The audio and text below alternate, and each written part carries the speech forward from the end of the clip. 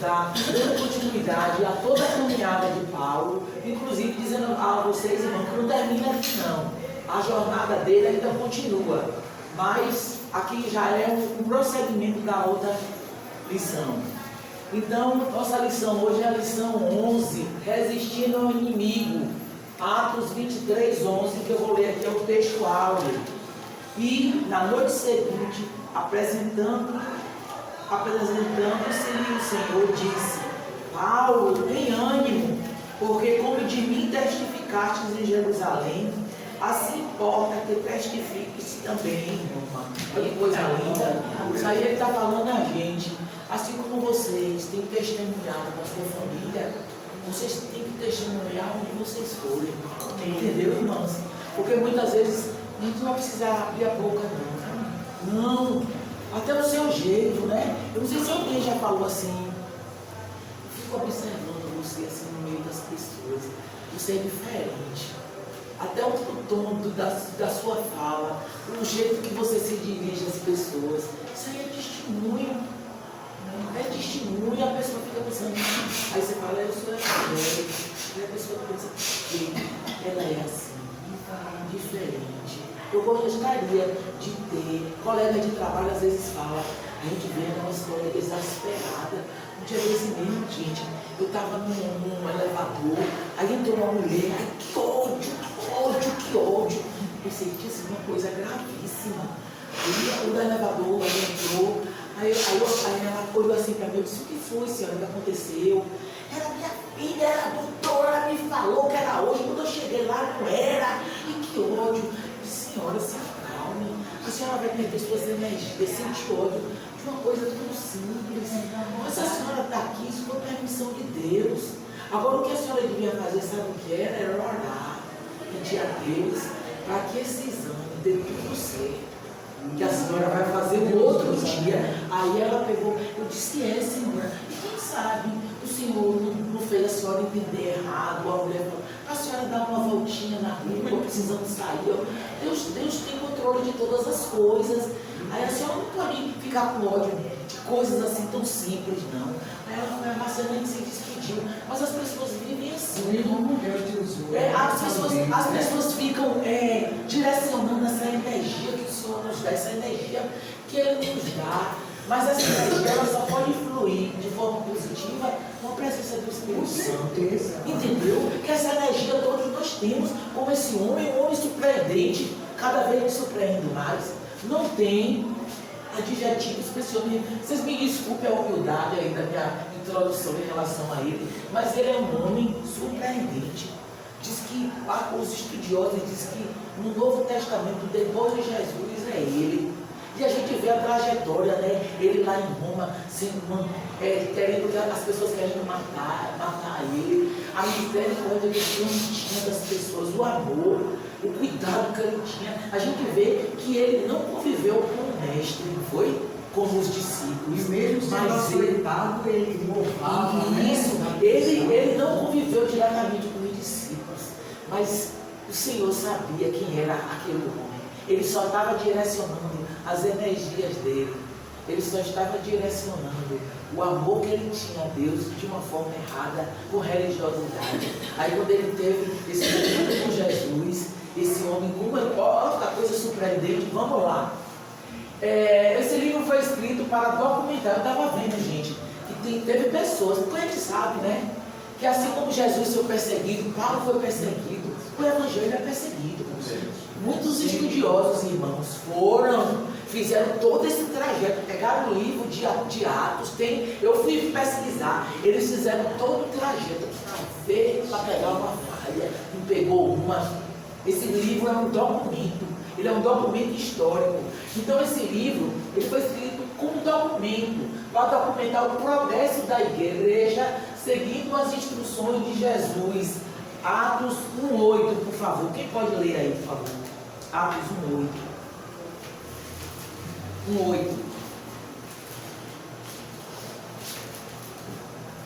Mas recebereis a virtude do Espírito Santo, que há de vir sobre vós, e sereis testemunhas, tanto em Jerusalém, como em toda a Judéia e Samaria, e até os confins da terra. Estou vendo aí? Então ele só estava seguindo, ele só precisava encontrar a verdade no dia, porque ele estava vivendo uma mentira, uma religiosidade. Mas no dia que ele encontrou a verdade, toda aquela energia que o Senhor sabia que ele tinha, e o que o Senhor sabe, todos nós aqui temos. Nós temos, irmãos. Todos nós temos, Nicole, essa energia. É pedir a Ele que nos use, porque as coisas tristes que nós estamos presenciando, as coisas tristes que nós somos submetidas, só a presença do Espírito para nos conduzir e não tirar o foco, como esse homem não tirou o foco. Nada fez com que ele tirasse o foco. A gente vai ver nos momentos mais terríveis de perseguição, de tristeza mesmo dele ver lá os companheiros dele querendo matá-lo. Que coisa horrível. Então, ele não tirou o foco é viver a palavra, é evangelizar, é falar daquele Jesus que ele encontrou, que ele antes perseguia, mas porque ele não conhecia. Mas no dia que ele conheceu, ele transbordou até o último momento o amor por esse Jesus maravilhoso. E é isso que a gente tem que mostrar às pessoas. Está difícil, o negócio está pegando fogo. O Senhor vai me socorrer, o Senhor é comigo, o Senhor vai na hora certa, na hora oportuna, como nós vamos ver aqui, mostrar a solução. Paulo revela o conflito entre a antiga aliança, representada pela liderança judaica, ligada a costumes, a ritos, a tradições, corrompida, e a nova aliança, revelada em Cristo e anunciada por Paulo. Paulo era um homem extremamente raro, ele era um homem raro, viu, gente? Veja por quê. Pois era raro encontrar um jovem tão educado, inteligente e devoto, e que também era cidadão romano. Deus pegou os atributos dele, pessoais, tudo que ele buscou aqui na terra, e com toda a energia que ele tinha, todo o amor que ele tinha a Deus, e ele transformou nesse homem raro. Ele é um homem raro, esse homem. Aprendemos lições sobre fé, inteligência espiritual, porque ele não era só um homem comum. Ele tinha uma inteligência espiritual dada por Deus. Porque tem muita gente, viu, gente, que tem muitos títulos, tem posições, a gente vê posições aí no governo, posições em altos escalões, mas uma pessoa tola, né? Uma pessoa tola, uma pessoa vazia. Então, é importante nós conquistarmos nosso espaço aqui na terra, mas sabendo que, antes de tudo, nós precisamos ter nossa inteligência espiritual, que só é dada pelo Senhor. Aí a gente vai ver, aí como esse homem aliou a inteligência que ele tinha, cultura, inteligência pessoal, ele aliou a inteligência espiritual dada pelo Senhor, e a gente vai ver essa explosão que nós estamos sentindo até hoje. Não é isso, irmãos? Foi uma explosão. Deus usa essa experiência única para usar Paulo de forma especial. Prisões e perseguições são usadas para glorificar a Deus. Como é que a gente pode pensar nisso, né? Prisão e perseguição, glorificar a Deus. Mas Deus transforma. Ele pode. Aprendemos lições sobre fé, inteligência espiritual, coragem, sabedoria, amor, misericórdia e humildade de um líder. Já pensou, um líder reunir tudo isso? Só pode ser vitória. Essa empresa só pode ser vitoriosa, meu irmão. Vamos pensar em empresa. E esse evangelho a gente vê aí que precisou dessa liderança. E ele não foi um homem que em momento nenhum ele levou essa glória para si. Aí eu estava pensando ontem, na hora que eu estava estudando, a gente fica olhando assim, né? A pessoa falando assim, olha, vamos ouvir a pregação de fulano. Gente, tantas pessoas se converteram com a pregação dele. Olha, atribuiu tudo à pessoa, né? A ação de Deus usou a vida daquele homem, usou a boca daquele homem, usou o entendimento dele, e Deus realizou aquela maravilha naquele lugar. Então muitas pessoas se glorificando, né, irmão? Dizendo, falando das suas conquistas, falando meu nome, de tantas igrejas que eu abri, que eu criei, ó, irmão. Então, deixa eu ver, pronto. Aí nós vamos ver aqui no nosso estudo testes de resistência do apóstolo Paulo até chegar a Jerusalém. Nós vimos no estudo passado aquela situação em que Paulo estava vindo para Jerusalém. Ele recebeu várias advertências, inclusive do próprio Deus, que eu creio que aquilo ali era o Senhor dando a oportunidade a ele de recuar. Não foi? O irmão dizendo, Deus se dirigiu pessoalmente a ele e disse que ele ia sofrer prisões e perseguições, mas ele em momento nenhum titubeou. Ele foi firme na missão que o Senhor entregou a ele desde aquele caminho de Damasco. O amor foi tremendo, foi uma explosão ali, né, irmão? A pessoa, aquele homem cego, naquele quarto, quanto arrependimento, quanto aquele homem chorou, que ele estava perseguindo o Filho do Deus vivo, que ele tanto amava. Foi terrível para aquele homem, foram momentos terríveis, e ele pensou, será que ele vai me perdoar? Porque a gente vê pelo estudo ali, que naquele tempo ali, era ele orando, não houve nenhuma conversa com Deus até ali, não foi? Aí foi que Ananias veio e falou que o Senhor mandou ele ir. Então a gente vê assim que é um homem surpreendente. Então nós vamos lá, né? Atos 21, de 17 a 26, é todo esse estudo. Então Paulo é advertido, mas ele vai, tem a Ágabo, aquele profeta que vem e fala com ele, mas ele é firme na missão dele. Ele precisava ir a Jerusalém. E Paulo chega em Jerusalém. Oi, não, irmão, fica à vontade. Só vou entregar aqui e dizer assim que eu vou ficar com saudade dessa classe. Foi uma das Volte melhores sempre, classes. eu também. Foi muito bom. Logo a gente mata essa saudade, viu? Logo a gente mata essa saudade. Aí o que é que acontece? Paulo chega em Jerusalém, ele é bem recebido por Tiago, pelos anciãos, né? E eu vi ali pelo estudo que ele vai para a casa de Tiago, e está lá os anciãos já esperando ele, como se fosse uma assembleia. E Paulo, e também eu estava vendo, viu, irmãos, que a gente percebe que só Paulo está aí, né? Nos estudos anteriores, os apóstolos também estavam. Aí eu fui pesquisar, os estudiosos dizem que nesse tempo os apóstolos já foram para a missão. Porque primeiro, lembra que primeiramente eles ficaram ali em Jerusalém? Mas aí disse que eles dispensaram, eles obedeceram, né? Foram para. E Tiago estava ali. Então ele chega lá, né?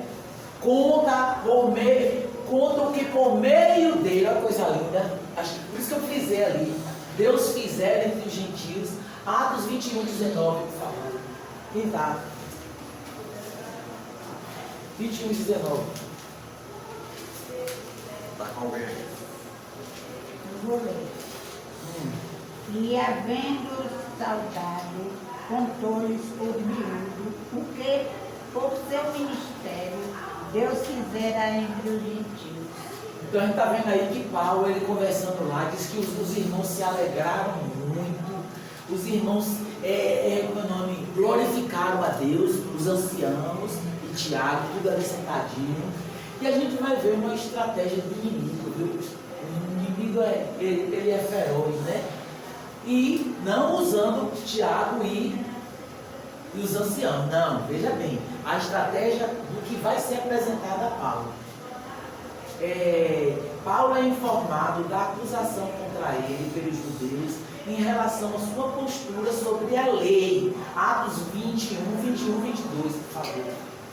E já acerca de ti, foram informados que ensina todos os judeus que estão entre os gentios apartarem-se de Moisés, dizendo que não devem circuncidar os filhos, nem andar segundo o costume da lei. Que faremos, pois? Neste caso, é necessário que a multidão se ajude, porque terão que ouvir já é vindo. Então a gente vê aquela questão que a gente lembra que houve algumas assembleias antes sobre essa questão, porque os judeus estavam querendo imputar aos gentios e convertidos que se circuncidassem, que seguissem aquelas festas, que seguissem a dieta judaica, e foi um consenso ali, eles resolveram que não era necessário aquilo. Foi mandado carta, lembra? Tudo direitinho como manda o figurino, mas o inimigo ele é feroz, né? Continuou dizendo, e aí já estava, foi outra forma aí. Na Assembleia estava dizendo que ele estava ensinando aos gentios de uma forma diferente. Agora o que ele está dizendo aí? Estava ensinando aos judeus. Olha que coisa, né, irmão? É uma estratégia muito forte. Aí ele, o que é que acontece? Paulo, ele poderia, né, irmãos, simplesmente tomar uma postura. Eu sou escolhido pelo próprio Jesus, eu encontrei Jesus pessoalmente. Tomar uma atitude de um líder arrogante, né? Eu sou maior aqui. E ele era realmente, né, um homem com muita sintonia com o Senhor, né? Aí, como a palavra diz, você quer ser o primeiro, se pode como o último, né? E é isso que o líder faz. Dentro disso que você falou aí, olhando na palavra, a gente vê dois comparativos. O Moisés está no Egito, príncipe, no palácio do faraó e tal, e de repente ele sente as dores do seu povo, e a gente não sabe se ele já entendia que ele ia ser um libertador, ou ele quis se colocar na posição de um possível libertador do Egito, tentar mudar a história do seu povo, mas Deus mostrou a ele que não era aquele jeito que ele queria usar. Então ele vai ficar 40 anos no deserto, sendo esvaziado, sendo tratado, sendo humilhado, para entender o seu lado humano, para depois de 40 anos ser usado por Deus. Paulo se converte, tem todo esse currículo que você apresentou no início. Para aquela época, esse currículo de Paulo era curiosidade do religioso, tinha conhecimento, tinha título de cidadão romano, tudo que você podia imaginar para aquela época, para aquela região, Paulo tinha tudo muito melhor. Mas Deus, quando ele se converte, Deus leva ele para um canto. Só 14 anos, 13, 14 anos depois, que Paulo começa, junto com Barnabé, sob a liderança de Barnabé, o seu ministério. Ou seja, primeiro Deus nos trata. Ele não quer usar o Paulo, o Saulo, que é o nome hebreu, né? O Saulo, cheio de conhecimento. Ele quer usar o Paulo, que ele tratou, que ele preparou, que ele capacitou e que aceitou ser tratado por Deus. E você vê a humildade, o homem que chegou, ele já era um fariseu, era um alto, diz que na hora que ele de lá do conselho, ele já tinha um lugar dele de voto. Quando a pessoa tem um lugar de voto lá no Sinédrio, é porque é gente grande, ele era um rapaz jovem. Repare que rapaz promissor, mas o Senhor estava preparando esse homem. Então, essa foi uma estratégia do inimigo. Ele vai ver agora, vou mexer ali no orgulho dele, vou mexer no eu dele, humano. Ele vai dar um mar de doido ali. Ele vai dizer, não, que colei. Não, a atitude de Paulo. Cadê? Tiago e os anciãos, para acalmar os ânimos, desculpe aqui, irmão, os ânimos, sugere que Paulo faça voto, uma purificação, demonstrando que Paulo era contra a lei. Atos 21, 23 e 24. Faze, pois, isto que dizemos. Temos 4 varões que fizeram o voto.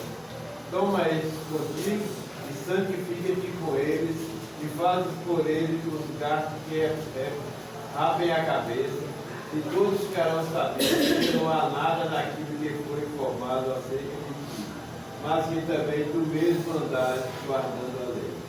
Irmãos, antigamente lá em Jerusalém, quando um judeu devoto passava muito tempo viajando, se dizia que ele estava entre os gentios.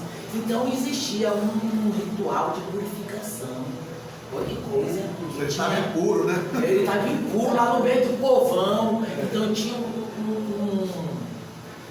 essa tradição de ter esse tempo de purificação. Era todo um processo, tinha sacrifícios.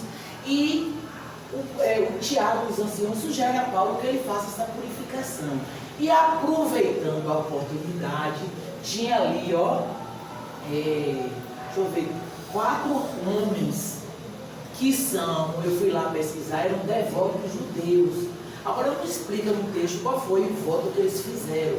Presume-se que houve algum processo de impurificação, eles precisavam ser purificados, alguma coisa assim. Aí Paulo, Tiago e os anciãos sugerem, Paulo, tem 4 homens aí que estão fazendo um voto, e eles vão passar por um processo de purificação, no final eles vão raspar a cabeça.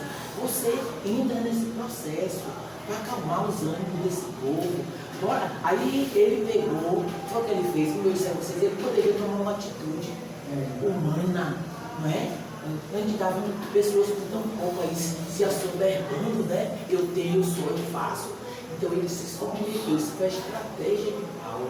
Aí o texto fala que ele, além de se submeter a esse processo de purificação, ele poderia também dizer, eu vou me meter com esses homens, eu sou mais do que eles, alguma coisa. Não, ele fez tudo direitinho e ainda custeou os sacrifícios, porque tinha que ter as pombas, o cordeiro. No final a gente vê aí que os rapazes raspam a cabeça e diz que no ritual é todo assim, viu gente? Tem a morte dos cordeiros, raspa a cabeça, depois no final do voto e queima naquele fogo do onde é queimado o próprio sacrifício. É uma coisa bem, um ritual bem, e Paulo se submete a tudo isso. E cadê? Estratégia de Paulo. Paulo aceita e segue o ritual para a purificação. Nós vemos aí humildade e sabedoria desse homem. E fé. Aí eu mesmo ler, que eu acho isso lindo demais. Porque sendo livre para com todos, fiz-me servo de todos, para ganhar ainda mais. E fiz-me como judeu para os judeus. Aí o que ele fez aí, ó? Ele se fez judeu. Não era um costume judeu? Agora só que tem um detalhe, ele se submetia a tudo, até o ponto de não ir de encontro ao Senhor, ao que o Senhor ensinava. Entendeu, irmão? É isso que ele tem que fazer. Entendeu? Um exemplo, me convidam mesmo, a semana retrasada, eu fui para uma missa de 7º dia, me sentei lá, mas tudo isso eu fiz em respeito à família que ficou, se alegraram tanto porque eu fui, agora eu fico lá, irmão. De misericórdia, Deus tem misericórdia. Eles pedem lá pelos mortos, ele peço uma misericórdia, eu peço pelos cristãos, o seu consolo. Então isso aí, eu me fiz católico para os católicos, mas eu sou católica, eu estava ali na minha postura. Vocês entenderam como é que Paulo foi? Ele diz aqui o zelo, ele se fez judeu para os judeus, mas até o ponto que isso não ofenda o Senhor e não o afasta do Senhor. Pois não, irmão? Amigo, essa postura de Paulo, e como você está enfatizando aí, isso é importante na vida cristã. Isso, irmão. E principalmente para aqueles que almejam liderança ou se sentem chamados para qualquer tipo de liderança, seja ela qual for, ou que tem responsabilidade sobre você, né? Por exemplo, eu tomei uma postura na minha vida. Eu já cheguei para o pastor Geraldo, tempos atrás, e disse, eu estou aqui na Teosópolis, e eu me considero debaixo do seu ministério, diante do Senhor. Se eu estou debaixo do seu ministério, eu tenho que cooperar para o seu ministério. Eu não posso ter um ministério particular caminhando aqui dentro, concorrente. Eu tenho que trabalhar em linha com o seu ministério. Então, dentro dessa linha, tudo aquilo, coisas principais, eu tenho que levar a ele, eu tenho que ouvir uma direção, eu tenho que saber se eu estou na direção correta. Por mais que eu ache que está tudo bem, eu tenho que consultar aquele que está à frente. Eu não vejo isso, muita gente pode interpretar isso como, mas você tem que ter autonomia. Não, no Evangelho não é assim não. Há hierarquia de autoridade, o Senhor exige isso. Então Paulo está aí se colocando debaixo de submissão aos irmãos. Os irmãos deram um conselho de sabedoria. Paulo, faça isso, você está retornando tanto tempo. Já lhe veio mal, faça algo que está dentro dali. Se submeteu. Porque, em termos humanos, ele tinha autoridade para dizer, não, eu sei de tudo, eu não preciso ir. Não, eu me submeto ao conselho dos irmãos. Eu sou grande no reino. Para que o Evangelho progrida, para que tudo seja. E foi o que aconteceu. Para os que estão debaixo da lei, como se estiveram debaixo da lei. Ele se mostrou como se ele estivesse debaixo da lei, mas na realidade ele não estava. Ele estava ali se fazendo judeu, para que o Evangelho não parasse. Olha que lindo. Para ganhar os que estão debaixo da lei, para ganhar aqueles judeus religiosos. Para os que estão sem lei, como se estivera sem lei, não estando sem lei para com Deus, mas debaixo da lei de Cristo, tudo em obediência a Jesus, para ganhar os que estão sem lei. Fiz-me como fraco para os fracos, para ganhar os fracos. Fiz-me tudo para todos, para por todos os meios chegar a salvar alguns. Ele sabia que, mesmo ele se colocando assim, ele não salvaria todos, mas salvaria alguns. É festa no reino, né? E eu faço isso por causa do Evangelho, para ser também participante dele. Não é lindo isso, irmãos? Perfeito. Perfeito, um exemplo perfeito de Paulo. E a gente vê aqui que Paulo segue, faz o ritual de purificação, mas o inimigo não é brincadeira. Mas não é só aí não, viu gente? É agora, é sempre. Ele não brinca em serviço. Aí o inimigo continua atacando. O inimigo faz o quê? Quase ao findar dos dias de purificação, judeus da Ásia, de Éfeso, reconhecem Paulo no templo e causam tumulto, acusando de apostasia. Ele estava negando a fé. Paulo se transformou em um inimigo do judaísmo, da lei de Moisés, como eles falavam. Atos 21, de 27 a 29, por favor. E quando os 7 dias estavam quase a terminar, os judeus da Ásia, vendo-o no templo, alvoroçaram todo o povo e lançaram mão dele, clamando: varões israelitas, acudi, este é o homem que por todas as partes ensina a todos contra o povo e contra a lei e contra este lugar. E demais disto, introduziu também no templo os gregos e profanou este santo lugar, porque tinham visto com ele na cidade a Trófimo de Éfeso, o qual pensaram ter Paulo introduzira no templo. Gente, Paulo já estava para findar os dias, estava lá no templo, mas esses homens, Éfeso, no estudo que eu fiz, esses homens eles estavam lá em Éfeso, na época que Paulo estava, e promoveram. Judeu lá de Éfeso. E judeu lá de Éfeso promoveram um tumulto tão grande que perseguiram Paulo. Repare, porque Jerusalém era a época da próxima Páscoa, estava cheio de pessoas, né, chegando, e eles iam passando no templo, uns dias antes, eles viram Paulo com Trófimo, um grego, né, gentil, mas convertido, andando. E quando eles viram Paulo no templo, olha irmãos, como uma maldade é. Eles já viram Trófimo lá junto de Paulo. Olha que coisa do diabo mesmo. Eles viram na rua, lá andando em Jerusalém, uns dias antes. Quando olharam no templo, olha o que é que o inimigo bota, a maldade. Mas ele só faz isso onde ele encontra terreno. Não é isso, irmão? Aí fizeram esse alvoroço, diz que tiraram Paulo do templo, bateram, os estudiosos dizem que ele apanhou muito, perdeu o dente. Olha, estava aquela carnificina lá com o homem. E eu estudando, diz que essa fortaleza Antônia, gente, isso era uma estratégia dos romanos. Eles botavam essas fortalezas porque a gente percebe ao longo da história como esse povo judeu é confuso entre fariseu e saduceu. Virava e mexia, tinha um furúcio. E diz que esses soldados ficavam lá na torre observando quando tinha qualquer... Porque se acontecesse confusão, o povo judeu era a maioria ali, né? Então o que é que ia acontecer? E eles por acaso, em nenhum momento mudassem o foco da briga entre eles, resolvessem acabar com os romanos. Entenderam? Então essa fortaleza era para garantir o domínio ali, que eles estavam ali de olho. Aí estão lá na fortaleza, aí vira aquele tumulto, foi o povo acabando com Paulo. Aí chamou o tribuno, Lísias, Cláudio Lísias, foi avisado e ele chega lá, né, gente? Aí o que é que Paulo faz? Paulo, usando sua sabedoria, isso aí depois que ele apanhou bem, o tribuno pegou ele com os soldados, gente, e disse que o negócio foi tão forte que Paulo, os soldados chegando e o povo avançando, eles estavam cheios de ódios, usados mesmo pelo inimigo para destruir Paulo. E o que foi que aconteceu? O comandante veio, o tribuno, cercaram os soldados, cercaram Paulo e já iam levando Paulo para Fortaleza, para deixar ele lá. Aí foi que Paulo fez, a estratégia de Paulo. Paulo, usando sua sabedoria espiritual, aliada à sua sabedoria pessoal, porque ele sabia vários idiomas, ele se dirige ao tribuno romano em grego. Atos 21, 37 e 38, por favor.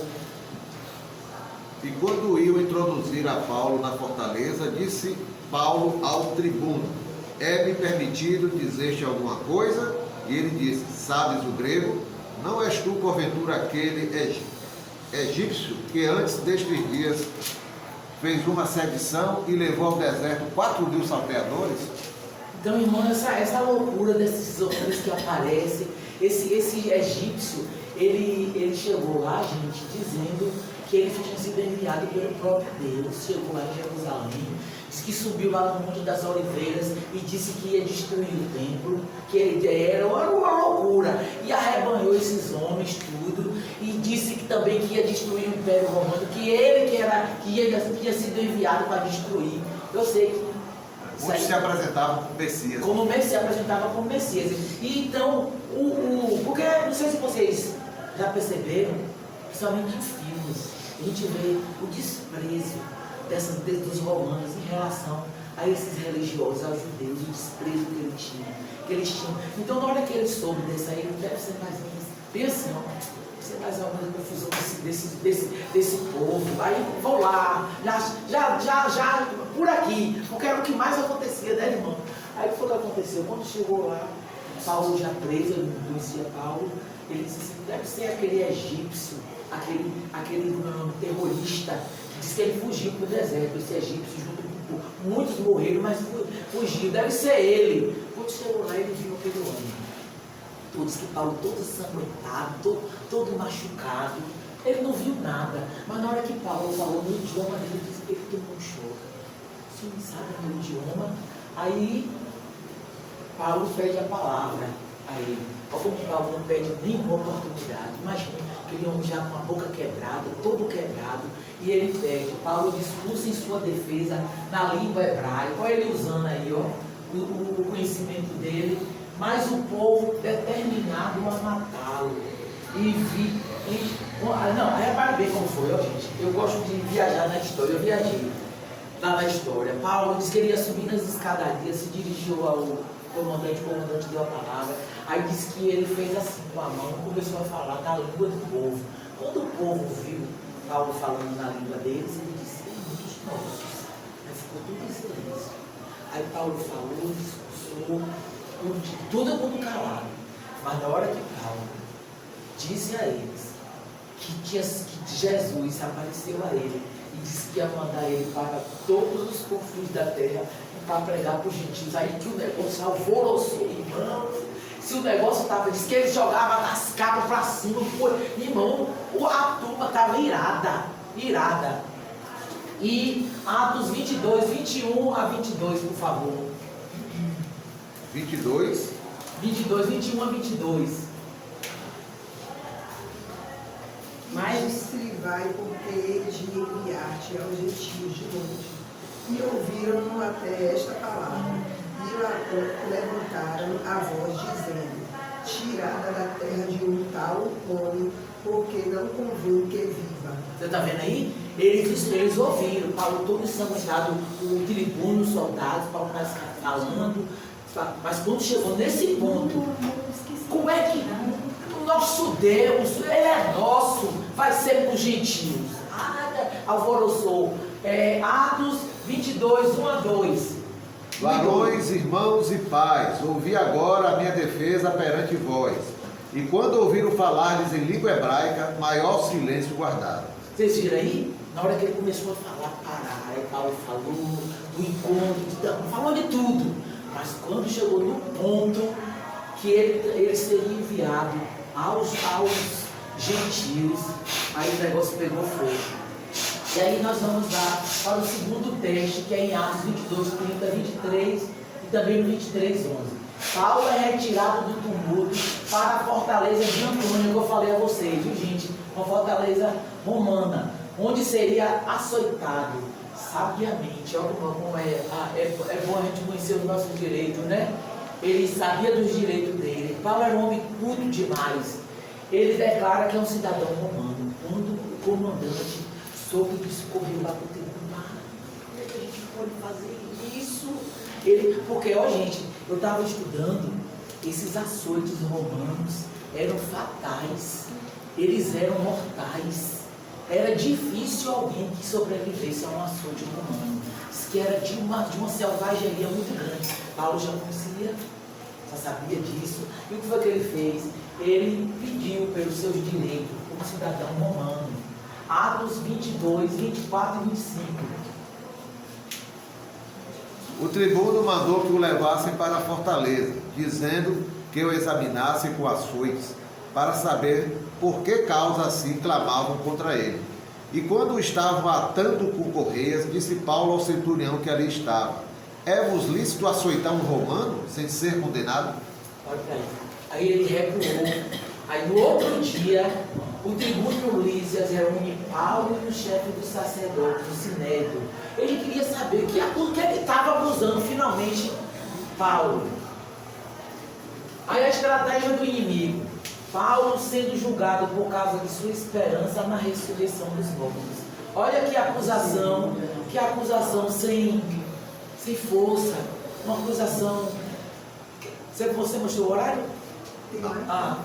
Então uma acusação sem força. Uma acusação que não tinha base. Então qual foi estratégia de Paulo? Qual foi a estratégia de Paulo?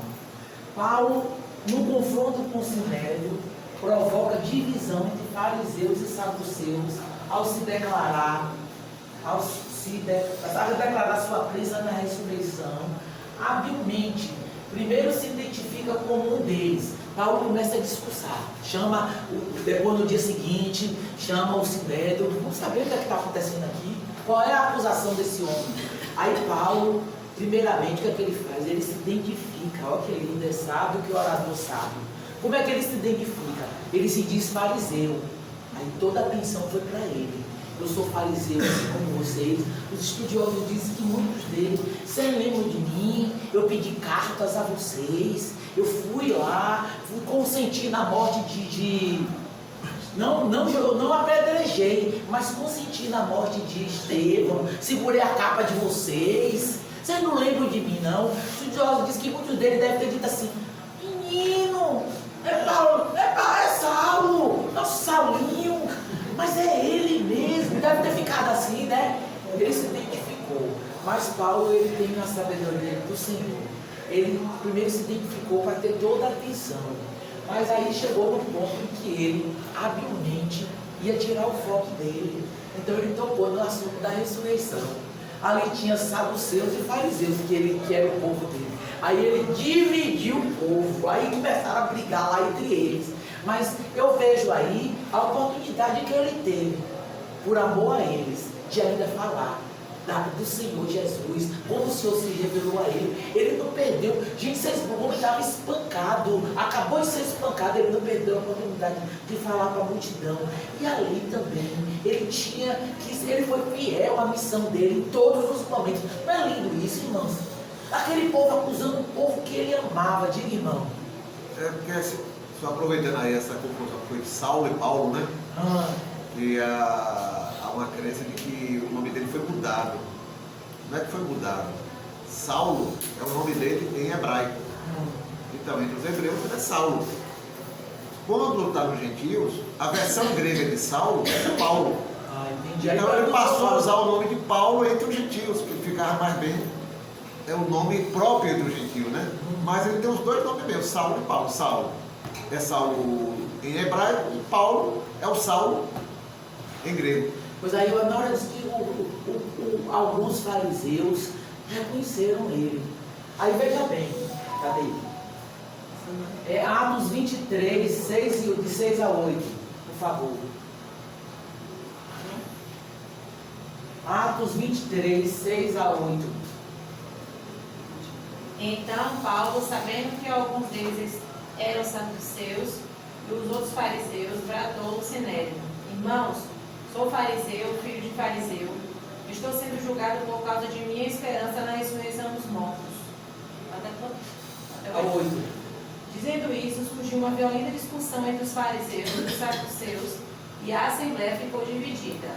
Os saduceus dizem que não há ressurreição, nem anjos, nem espíritos, mas os fariseus admitem todas essas coisas.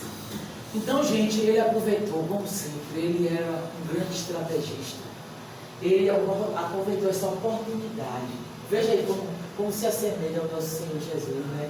Que ele não perde a oportunidade de nos mostrar o amor dele, de nos mostrar como a gente deve proceder, como a gente deve agir. A oportunidade de Paulo falar perante o grupo do qual ele amava e conhecia. Ele sabia os pontos fraquíssimos daquele povo. Ele sabia de tudo. E provocou uma guerra entre os arminianos e os calvinistas aí. Pois é. Conhecia também. Alguns estudiosos dizem, uma grande parte dele, que o espinho na carne de Paulo, na realidade, é esse daí. É porque ele, conhecendo a Jesus como ele conhecia, e conhecendo tão bem como é que aqueles fariseus se portavam diante de Deus, e como eles eram vistos por Deus, aquilo ali causava uma agonia muito grande na alma dele, porque ele já conhecia a verdade. Então ele queria que eles conhecessem a verdade. Não sabemos até hoje qual é o espinho, mas supostamente o espinho da carne dele é esse. E a gente vê aqui, quer dizer, Paulo, a oportunidade de falar perante o grupo do qual ele amava e conhecia também, o espinho na carne, grupo ao qual ele já foi membro. Atos 9, 15 a 16. 9, 15 a 16. Disse-lhe, porém, o Senhor, vai, porque este é para mim um vaso escolhido, para levar o meu nome diante dos gentios e dos reis e dos filhos de Israel. E eu lhe mostrarei quanto deve padecer pelo meu nome. Vocês estão vendo aí, tudo se cumpriu. Ele padecendo, mas ele, em momento nenhum, ele titubeou. Ele foi firme, ele não perdeu nenhuma oportunidade. Olha, gente, aquela parte, nas prisões, eles louvavam. Quem é que está em prisão de novo? Né? Como é difícil, né, irmão?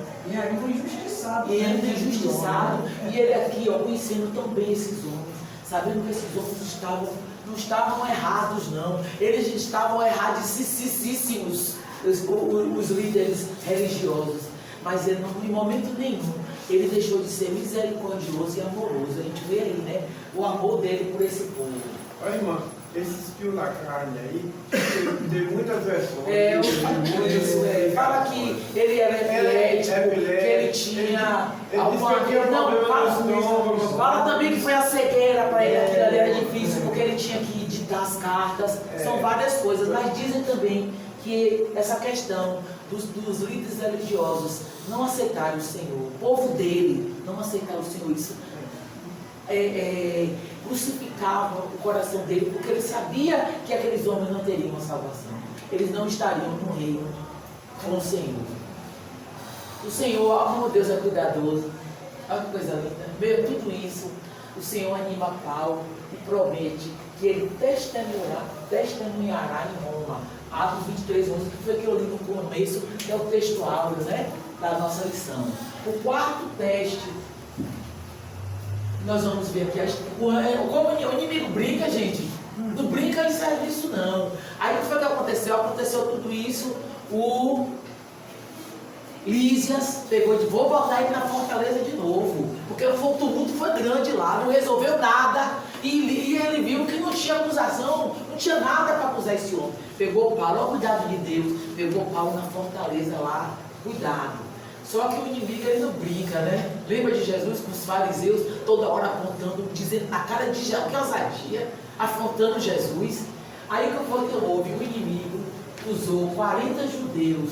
Esses homens tomaram de um ódio do grande. Disse que não iam comer, não iam beber. Olha que coisa satânica. Não iam comer nem iam beber até que ele matasse Paulo. Olha. Aí foi o que aconteceu. Esses 40 judeus juram matar Paulo e tramam uma emboscada com líderes religiosos. Atos 23, de 12 a 15. Na manhã seguinte, os judeus tramaram uma conspiração e juraram solenemente que não comeriam nem beberiam enquanto não matassem Paulo. Mais de 40 homens estavam envolvidos nessa conspiração. E dirigindo-se ao chefe dos sacerdotes e aos líderes dos judeus disseram: juramos solenemente sob maldição que não comeremos nada enquanto não matarmos Paulo. Agora, portanto, vocês, o Sinédrio, peçam ao comandante que o façam comparecer diante de vocês com o pretexto de obter informações mais exatas sobre o seu caso. Estaremos prontos para matá-lo antes que ele chegue aqui. Vocês vão vendo aqui que religiosos corrompidos, né, gente? Então era esse povo que Paulo conhecia. E ele saber que aquele povo estava achando como ele achava, que estava agradando a Deus. Então isso é uma coisa que inquieta, né, gente? Quando a gente vê aquela pessoa que a gente tanto ama, assim, tanta feiura, não diante do mundo, o mundo pode estar até aplaudindo, que o mundo hoje aplaude qualquer coisa, né? Mas a gente sabe que nosso ente querido diante de Deus está muito triste comigo. Era assim que Paulo se o Espírito como se não pudesse se esquecer disso. Isso, ele não se Toda hora esquecia isso, tava toda hora estava ali. O que é que eu faço para me ajudar o meu filho? O que é que eu faço para me ajudar a meu marido? Eu faço para ajudar meu irmão, a minha mãe, não é assim? Então, Paulo se via desse jeito, porque olha a corrupção, disposição do Sinédrio de ajudar na trama, porque eles poderiam dizer, não, irmãos, a morte, o poder da vida e da morte é só do Senhor.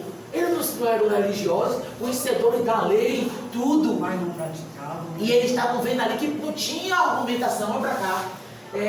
Disposição Sinédrio de ajudar na trama mostra que eles sabiam que o argumento que eles tinham contra Paulo era fraquíssimo.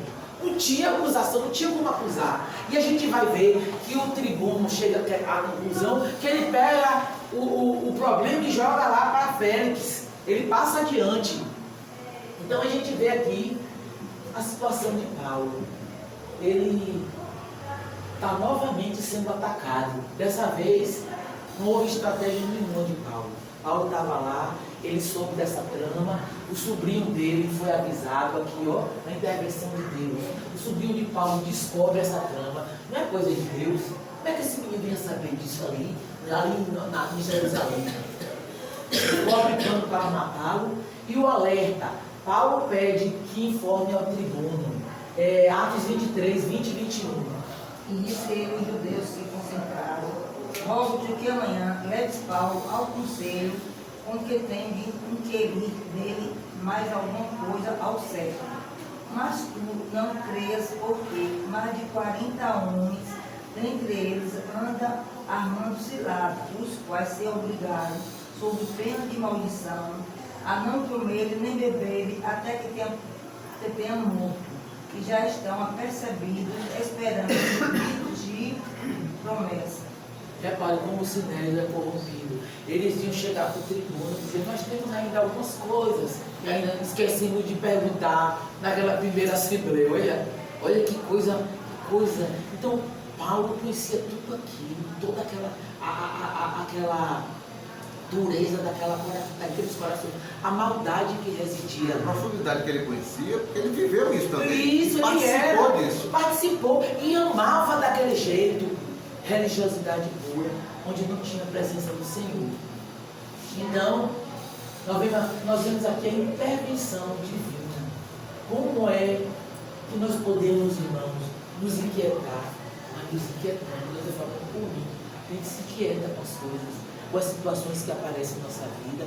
A gente chora, a gente se entristece, mas a gente vê aí o controle do Senhor em todas as coisas. E a gente vai ver aí, gente, que coisa mais linda. O Senhor usou Roma, o inimigo do povo dele, porque Roma vivia ali dominando aquele povo. Deus, como é que Deus podia usar ali os romanos, né? Deus podia usar os anciãos, podia usar Tiago, era bem óbvio, mas ele usa quem ele quiser. Às vezes você está passando por uma situação muito difícil, você está sendo muito caluniado, muito perseguido, mas Deus vai usar. Não se entristeça, não se abate. Deus vai usar pessoas que você nem imagina, situações que você nem imagina. Você diz assim, eu não tenho como sair daqui dessa caixinha, nem para cá, nem para cá. Mas Ele acha, Ele abre porta onde não tem porta. Ele muda situações, Ele usa, como Ele usou as prisões de Paulo, Ele usou as afrontas, as traições para glorificar o nome dele. E Ele vai usar essas situações difíceis em sua vida, onde o mundo todo parece que está mangando de você. O mundo todo está dizendo, aí, cadê o seu Deus? E Ele vai usar para glorificar o nome dele. E foi isso que Ele fez aqui, a intervenção do Senhor. Roma é usada por Deus para cuidar de Paulo. na proteção e envio para Cesareia. Atos 23 e 24, por favor.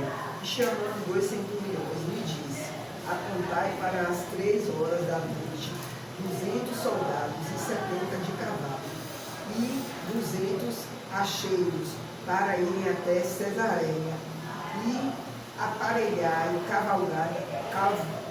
cavalgaduras, para que, pondo nelas a Paulo, o levem salvo a presidente Félix, ao presidente Félix. É Roma que vai matar Paulo lá na frente. Mas é Roma que cuida. Mas nessa fase da história, Deus usa Roma para cuidar de Paulo, para proteger Paulo e permitir que ele exerça esse ministério. Então essa situação difícil, essa afronta que está na sua casa, vai ser usada para glorificar o nome do Senhor. Nós não somos afrontados. Nós queremos dentro da nossa mudar o que casa. Deus estabeleceu. O inimigo entra, ele entra porque ele é ousado a nos afrontar. Mas os dias dele estão contados, porque nós somos servos do Senhor. Nós amamos ao Senhor e nós servimos a um Pai misericordioso, amoroso, justo e verdadeiro, que não compactua com impureza. E ele vai tirar em nome de Jesus.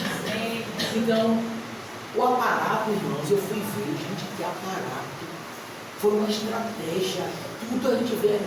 O cuidado que Paulo foi, que como Paulo foi conduzido até Cesareia, era um aparato para uma pessoa muito ilustre, uma pessoa em que não podia cair nem um fio de cabelo da cabeça dessa pessoa. Qual foi o que eles fizeram? Paulo é escoltado por mais de 400 soldados. Mais de 400 soldados. Olha o detalhe. Para ser julgado por Félix lá em Cesareia. Foi o que eles fizeram. De dia não. Porque 400 soldados é pouco para uma multidão, né? Para que estava lá de...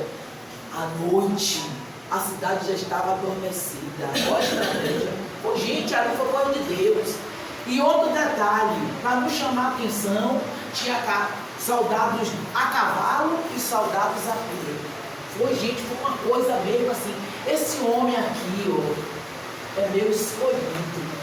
Ele fala, nosso ente querido é um escolhido dele. Nada vai acontecer na vida desse homem que eu não permita, como o irmão falou ali. Roma cuidou agora, mas é Roma que vai matar lá. Mas o Senhor continua na direção do Deus. Ele é soberano. Não é assim, irmão? Aí o que é que acontece? Esses homens foram, Paulo lá todo no meio de tudo isso, homens a cavalo e homens a pé, cuidando de Paulo.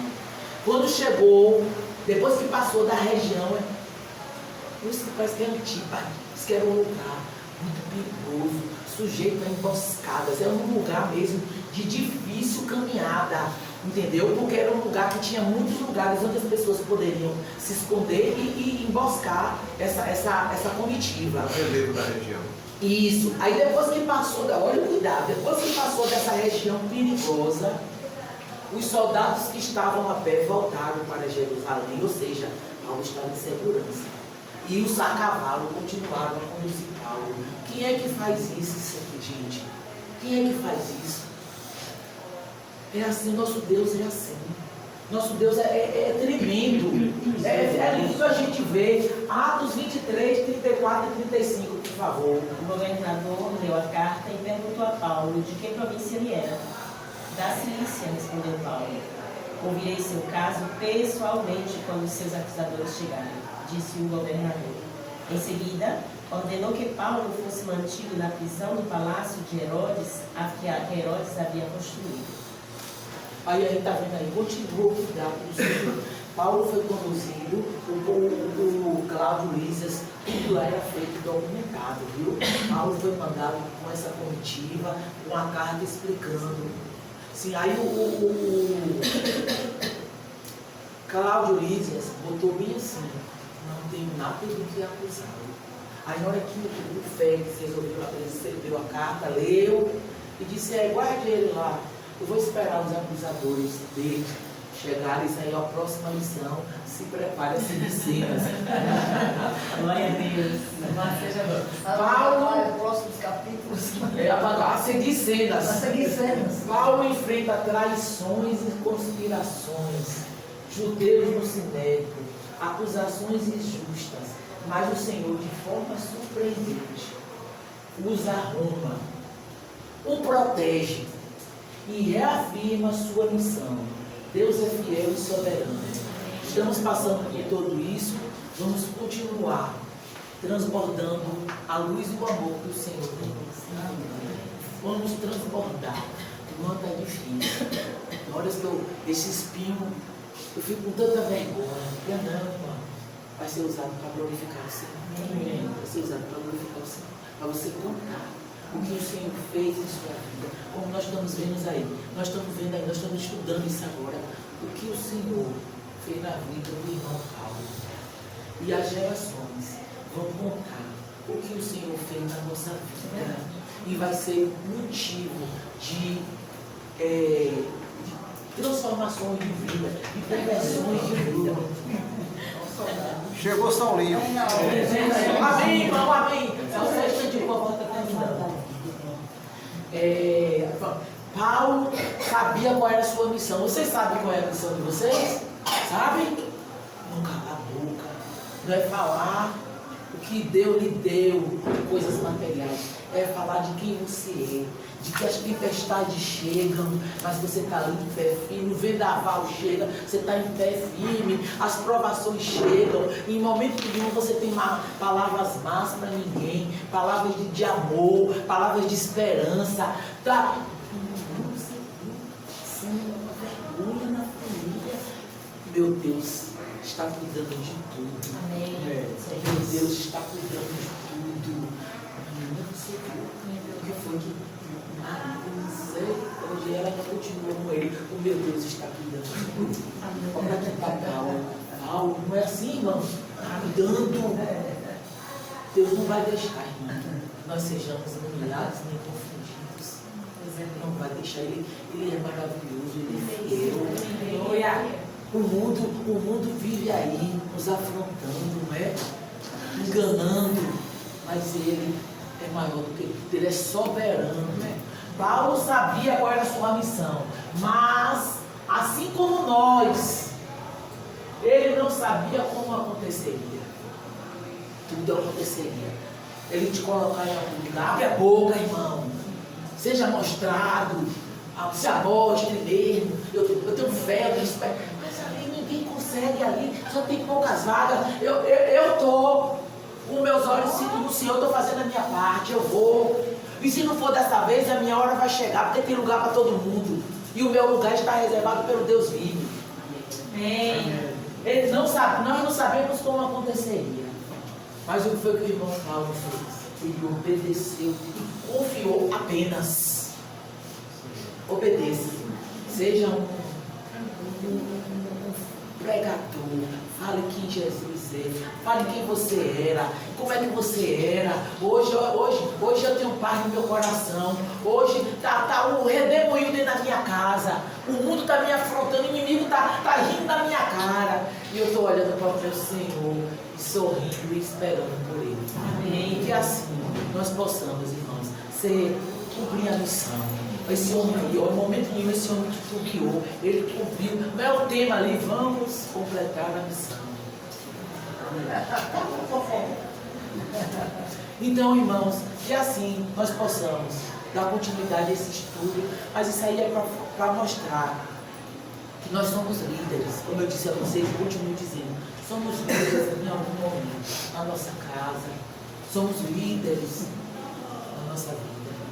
Então nós possamos, nas nossas escolhas, nos nossos momentos decisivos, nós possamos saber que nós não entendemos nada, não sabemos nada, não vamos a lugar nenhum e não queremos, não podemos querer nada sem a presença do Senhor. Amém. Esse homem, ele teve tudo isso, porque ele tinha a presença do Senhor, intimidade com o Senhor, e que assim nós possamos seguir os passos do irmão Paulo. E assim como nós estamos falando aqui do irmão Paulo, as nossas gerações falam.